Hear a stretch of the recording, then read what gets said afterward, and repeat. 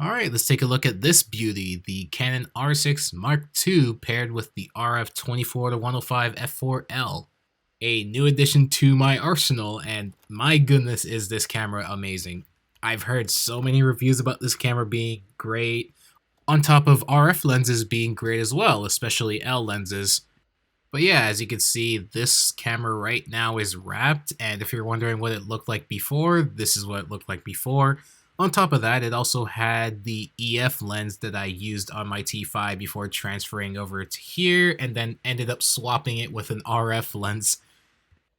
This camera is much heavier than my T5. Well, of course, paired with the RF24-105, it's super heavy, but in general, I could definitely cope with how heavy it is.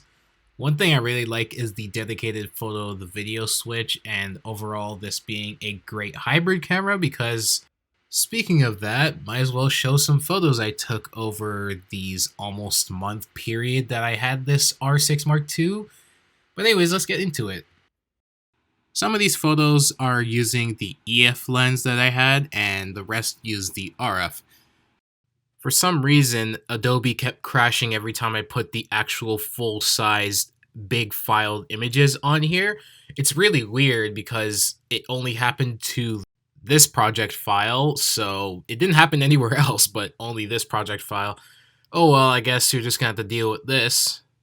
I also pretty much got to test low light, especially with this photo here and this photo here.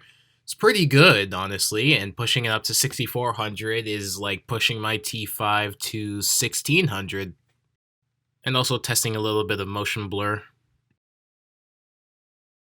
Also, here's what the camera looked like before I started using the RF lens and also wrapped it.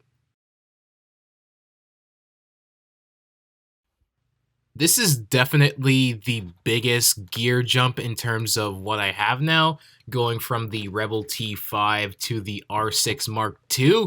Honestly, a lot of people were like, whoa, that's a huge gear jump, or like camera jump or something like that. Honestly, there are definitely tens, if not hundreds, of different cameras that are better than the T5 already, so any camera that I could have got would have been a camera jump or gear jump anyway. But in terms of this is huge. It's also a little bit funny because I was initially going to go for the R8. It's pretty much a downsized R6 Mark II, but, well, I guess I have the R6 Mark II. One thing I really like is the EVF, the electronic viewfinder in this camera. It's pretty good. You can even see it from my phone camera, just zooming in or getting closer to the inside. It's pretty cool. And overall, the menu system, shooting capabilities, all these different things on this camera versus the T5. I mean, of course, the T5 is a entry-level camera, and this is a more, like, prosumer type of camera. Honestly, it's something I really enjoy. So I pretty much had this camera for maybe about a month or so, give or take. And again, it's fantastic for what it is.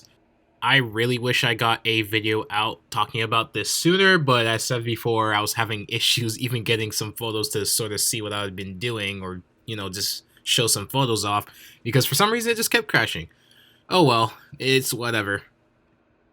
Also, if you're wondering where I got the wrap from, let's just say I got it from a certain store. In all fairness, for it coming from there, it's actually great. Like in my standards are pretty low for a lot of things, but when it came to this, I'm actually really surprised how well it's holding up right now. I guess some things are good even on controversial places, I guess. But yeah, that's pretty much all about this. More things to come, and hopefully the file sizes from the R6 Mark II doesn't nuke my computer. Anyways, that's pretty much all. See ya.